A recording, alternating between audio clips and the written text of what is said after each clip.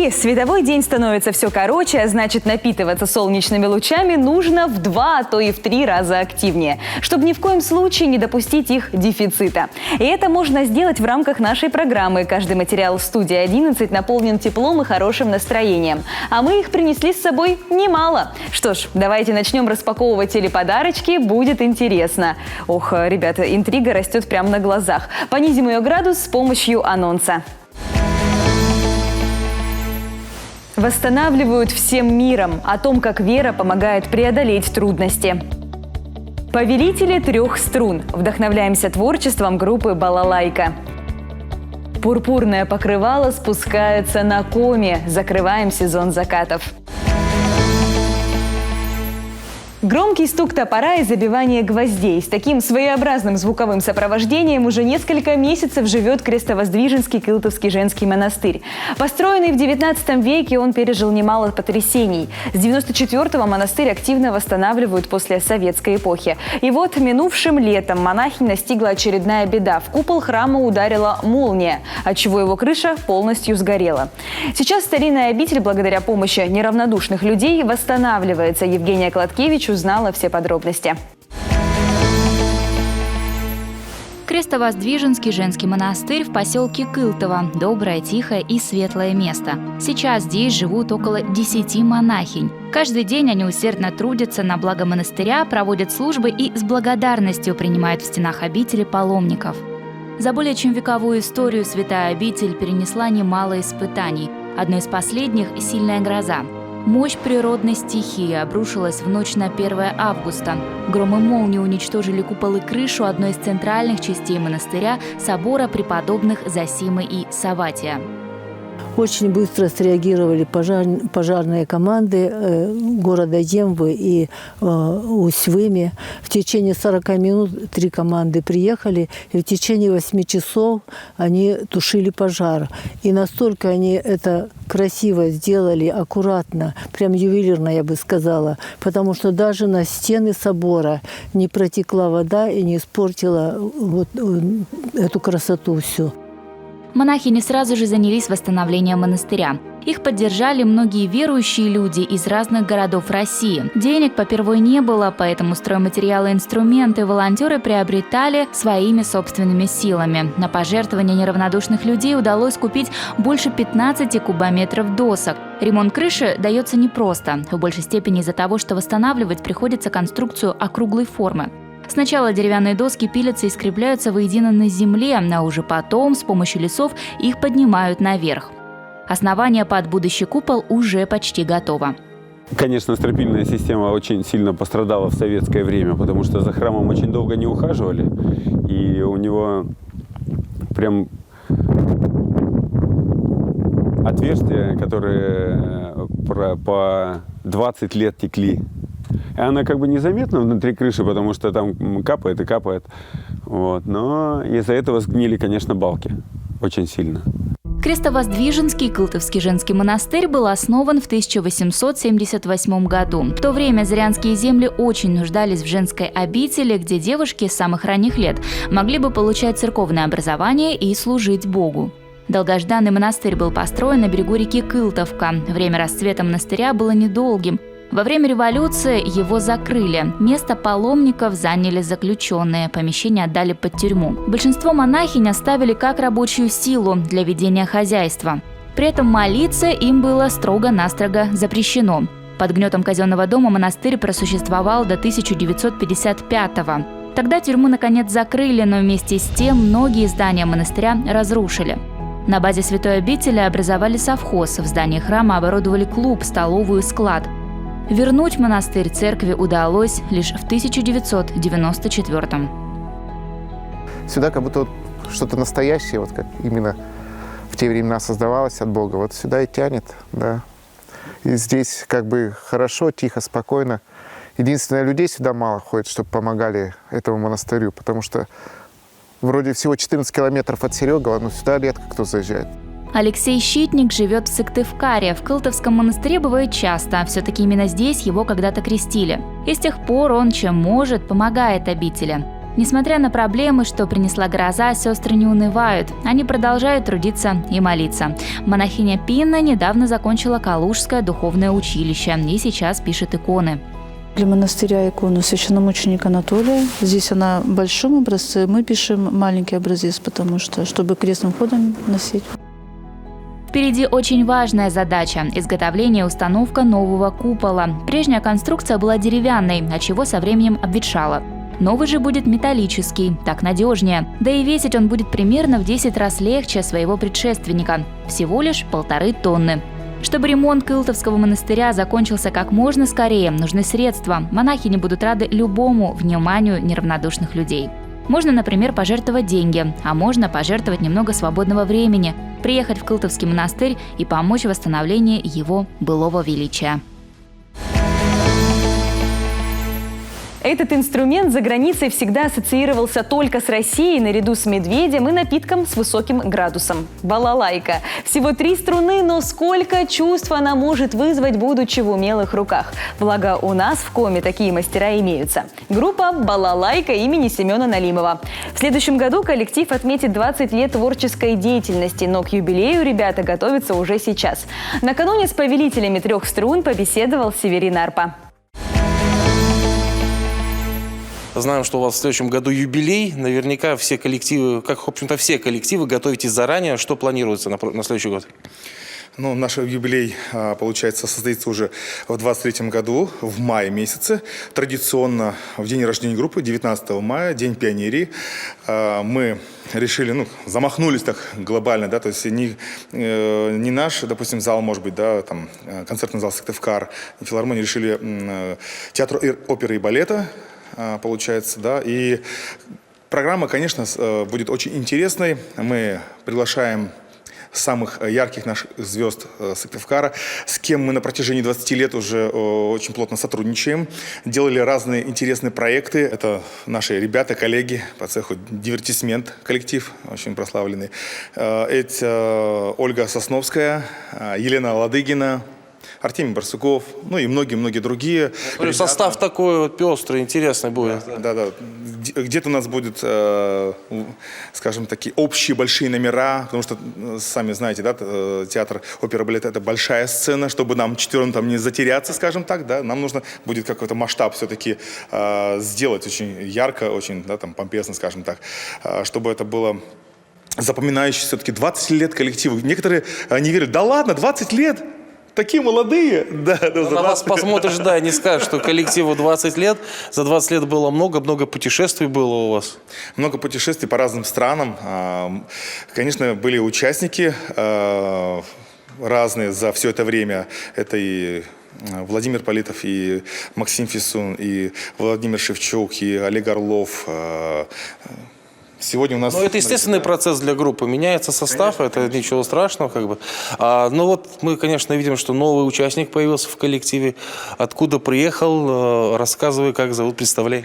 Хотелось бы, да, представить нашей публике, нашим фанатам, поклонникам группы нового участника. Это талантливый музыкант, балалайшник. Приехал он с Центральной России, из Калуги. Олег Лавриченко, балалайка «Прима». Что я надеюсь, он будет результативным и продуктивным. Ну и, конечно, в завершении нашей беседы традиционно мы сейчас попросим ребят что-нибудь на своем, так сказать, балалайшном забабахать.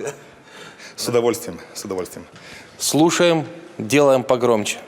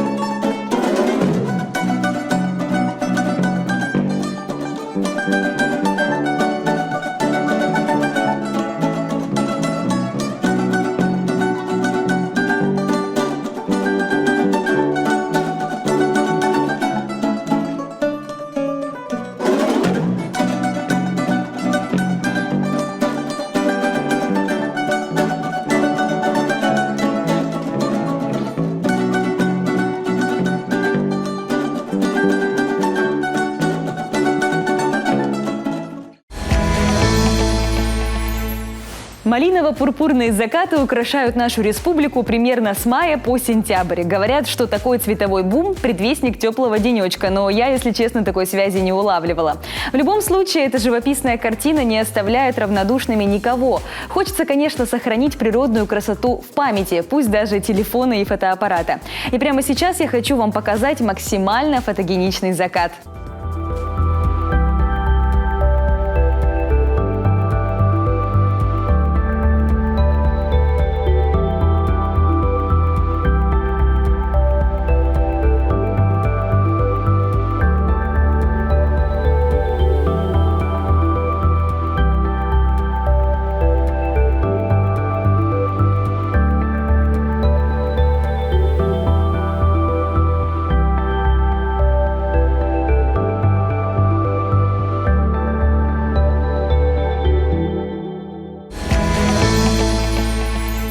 Вот так красиво мы подошли к экватору нашей программы. Берем небольшой перерыв, но совсем скоро вернемся, ведь у нас припасено еще немало интересного. Не переключайтесь.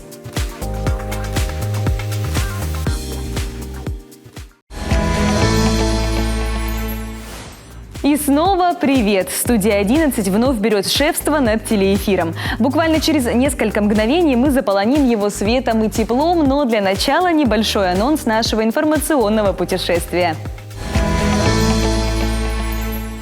Уже не звонит, но величие все равно ощущается. История Печорского колокола. Коронавирус, что потом? Диспансеризация после коварной болезни.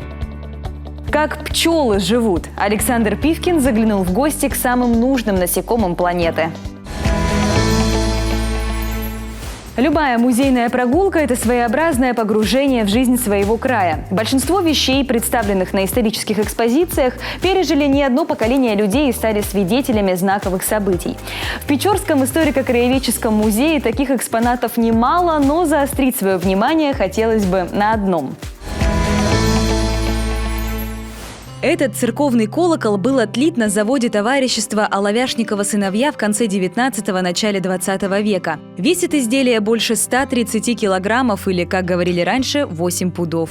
Его первым пристанищем стала церковь деревни Усть-Уса. Колокол оповещал прихожан о начале обедни. В 30-е годы после закрытия церкви его передали на консервный завод. Использовали в основном для набата. Тогда его звон говорил о пожаре или другом бедствии. А на память о вооруженном восстании заключенных в 1942-м осталась эта пулевая пробоина. В середине века колокол повесили на Усть-Усинской пристани для подачи сигналов при отходе пассажирских пароходов. А в 1973-м ветеран Великой Отечественной войны Георгий Григорьевич Головин передал колокол в Печорский историко-краеведческий музей, чтобы сохранить экспонат как свидетельство важных исторических событий. Коронавирус – болезнь коварная, и дело даже не в жутких симптомах, которые сопровождают тебя на протяжении нескольких дней. Бывает такое, что и после выздоровления человек не чувствует себя как раньше. Почему и что с этим делать, узнала Евгения Колоткевич. Марина Николаевна, главный вопрос, который мы с вами сегодня обсудим, это углубленная диспансеризация именно после COVID-19. Скажите для начала, в чем же необходимость углубленной диспансеризации и что это? Это у нас ряд мероприятий. Проводится он после перенесенного у нас COVID-19. В первую очередь именно ее надо проходить тем, у кого уже есть хронические заболевания. Проводится она у нас в поликлиниках по месту прикрепления. То есть все это проходит по полису ОМС? По полису ОМС бесплатно, да. И какие же исследования гражданам доступны? Первый этап – это вы проходите анкетирование, плюс это сатурация крови, это насыщение кислородом крови. Это проводят систему, дыхательную систему, проверку. И уже после этого врач, терапевт или врач общей практики смотрит уже на дальнейшее состояние. Если уже по показаниям врач видит, что надо более углубленно посмотреть, отправляет на рентген легких, на электрокардиограмму. Второй этап – это у нас сканирование вен нижней конечности. И уже после этого, опять же, врач общей практики или врач-терапевт смотрит на отправку на лечение. И есть еще такая функция – это реабилитация после перенесенного ковида. как записаться на углубленную диспансеризацию и необходимы ли дополнительные какие-то медицинские заключения, документы, возможно, человеку? Нет, пройти можно легко, бесплатно, без каких-либо документов подтверждающих. То есть вы приходите в поликлинику с паспортом и с полисом. Записаться можно это через портал госуслуг, через портал пациента, который у нас сейчас работает в Министерстве здравоохранения Российской Федерации. Страховые компании информируют застрахованных граждан о прохождении углубленной диспансеризации. Приходит, если есть электронный адрес, то есть электронным письмом, или СМС-информирование, то есть на телефон этого застрахованного. Если человек сомневается, надо ли ему проходить, то есть он может позвонить страховому представителю своей страховой компании, посмотреть на сайте страховой компании, это sagasmed.ru, или позвонить на телефон бесплатной линии, это 8 800 100 0702. У вас, возможно, есть уже, наверняка есть, да, отзывы тех, кто прошел углубленную диспансеризацию. Вот в качестве примера расскажите, как же люди отзываются. У нас был отзыв вот совсем недавно. Это девушка Ирина написала письмо на сайт нашей страховой компании. Она из Йошкар-Олы. Написала, что она очень тяжело переболела, дважды переболела. У нее были очень головные боли сильные, то есть это легкие, поражение легких было сильное. Как раз она получила от нас электронное письмо о прохождении этой углубленной диспансеризации. И она очень благодарна. И теперь, как она пишет, что будет проходить диспансеризацию, которая по ОМС, все мы знаем, которая проходится вот, один раз в 3 года, это от 18 до 39 лет, и после 40 это ежегодно. Есть люди просто пишут на сайт, есть приходят благодаря, да, что мы заботимся о них, да, и не забываем. Так что, дорогие друзья, обязательно, да, пользуйтесь такой услугой, как углубленная диспансеризация после COVID-19. Сегодня у нас Всероссийский день страховщика, и я думаю, что вам есть что сказать вашим коллегам в честь этого праздника. Хочу поздравить всех своих коллег с Днем страховщика, с Днем страхового работника, благодарных клиентов, благодарных сообщений, объявлений, каких-то радостных событиях, чтобы все обращались именно не только к страховщику по каким-то либо, да, причинам негативным, а именно таким с позитивом. Собирая пыльцу и нектар для своих нужд, эти насекомые помогают опылять до 85% всех растений, имеющих цветы. Именно им мы обязаны созреванием 2/3 наших сельскохозяйственных урожаев. А еще эти летающие настолько важны, что для их изучения существует специальная наука. Это я о пчелах. Помимо глобальной важности, именно они снабжают нас вкусным медом. Этим летом мой коллега Александр Пивкин отправился на пасеку, чтобы насладиться мелодичным жужжанием. Я оделся, потому что я по старинке боюсь пчел, а вы, наверное, уже нет. Ну, мы не боимся, но опасаемся иногда. На всякий случай. Давайте на всякий случай лицо закрываем. Да, иначе вас могут потом не узнать, если вдруг что-то не так пойдет, да? Да. Это переносные ящики. Для того, чтобы работать с пчелой, нужно инструменты определенные иметь. И поэтому вот сейчас открываем одну семью. Ага. Сверху покажем, подушка. как она работает. Семья – это подушка утепления. Ага. Сверху должно быть тепло. Ну, как в дупле. Ага. А они теперь... не становятся агрессивными, когда вы открываете? Ну, по-разному, в зависимости от погоды. Ну, в общем-то, ветер влияет на них. В общем, погодные условия. А они не чувствуют плохой, хороший человек? Ну, практически нет. Понятно. Ага. А что они не любят? Они не любят запахи посторонние. Ага. Ну, у меня, наверное, посторонний запах. Я впервые здесь. Или обычный человеческий они нормально переносят? Ну, обычный человеческий нормально. Ну, парфюмер...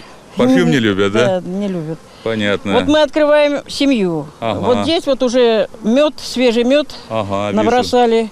Перга. Трутни. Пчелосемья состоит из 3 особей. Маточка самая главная, главнокомандующая. Трутни и рабочие пчелы. Угу. Вот мы уже видим трутни, так как сейчас трутни уже... только оплодотворяют, да? Да, на оплодотворении работают только. А я слышал, что королева, ну или как ее правильно, матка, да? Да, да. Она выходит только один раз из улья для спаривания, и все. Да, она один раз в жизни своей после, ну где-то после того, как она родилась, скажем так, через недели-две максимум она вылетает на облет. И спаривается однажды в жизни своей, ну, с 10-12 трутнями. И Да? плодоносит на протяжении 5 лет. Вот это расплод. Ага. Вот А это что такое расплод, это будущая пчела, которая выйдет из каждой ячейки. Это вот матка засевает до 2000 яиц каждый день.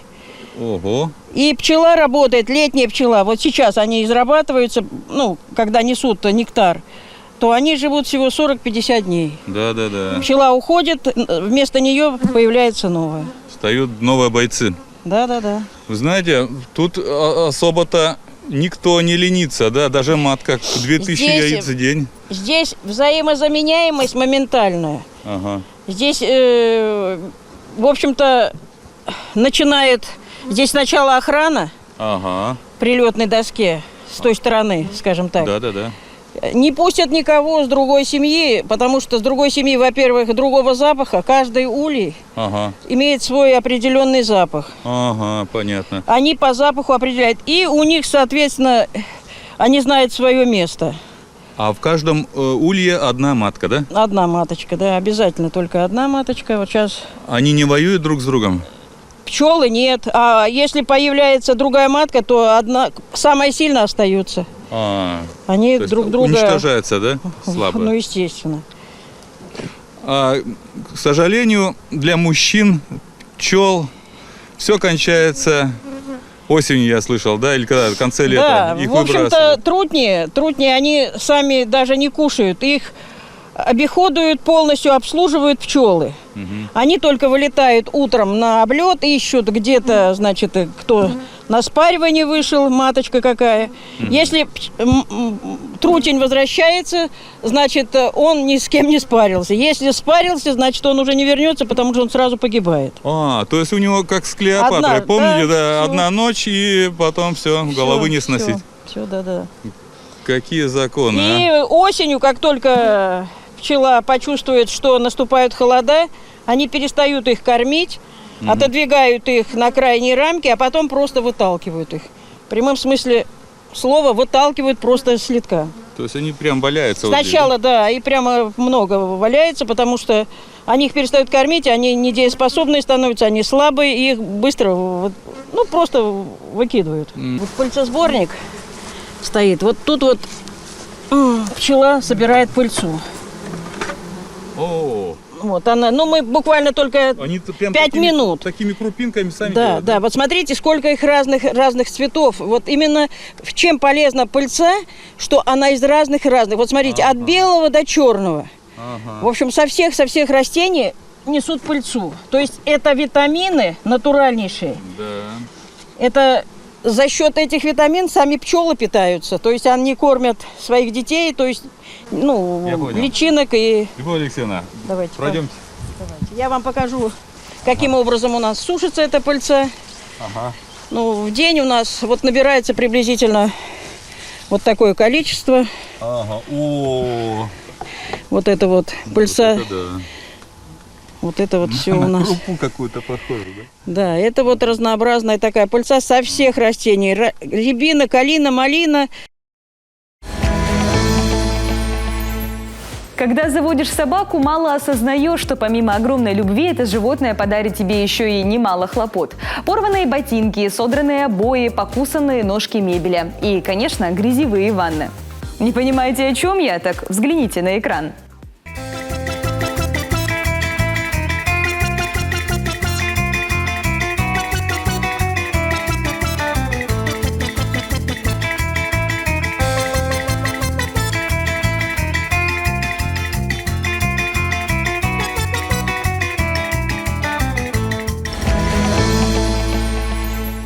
Спасибо за внимание. На этом у меня все. Совсем скоро встретимся в эфире вновь, чтобы продолжить обмен позитивной энергией. Это была программа «Студия 11». До новых встреч!